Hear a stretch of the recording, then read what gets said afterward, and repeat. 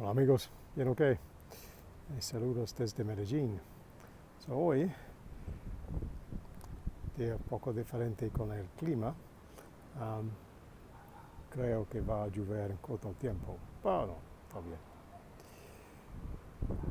Tema para hoy. Uh, Preparación y sigue el proceso. So, the theme for today is preparing and following the process, and particularly trusting the process. Trusting your preparation is enough. So, I can look at this in two ways, particularly this week. One, I'm preparing in another week or so to do an exam. I think I mentioned before, I'm doing a driving test course here. So I have to learn about all the rules of the road here in Colombia, which in itself is one thing, but also I've got to learn it all in Spanish. So it's like a combination task. So I'm learning all the vocabulary in Spanish, and also I still have to understand all the questions technically for, what's the rules, this kind of thing. So I'm preparing. I'm doing my revision for the exams. And as well as that, I'm obviously revising all of this in Spanish. So I'm going to have to trust my revision, and also when I come to do the exam, I'm going to have to trust my ability in Spanish to answer the questions. So, okay, I'm preparing a bit, but in many ways, our general studies that we're trying to do, our practice of reading, listening, repeating, practicing our dialogues, understanding better how we sound, improving our confidence in our speech, in our new language. All these things are a process to help us prepare for whatever test we get on a given day. It might be something we know is coming up, or it could just be a new situation that we run into that we weren't expecting. Rather like the weather I've got coming behind me. But if we've done our preparation, this is the point where we have to kind of relax a bit, really.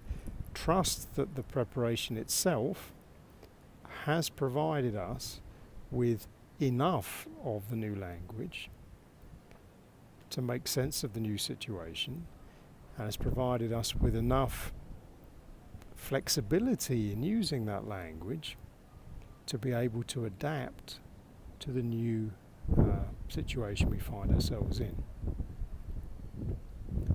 So all the practice we do really is to help us sort of organise our thoughts in the language.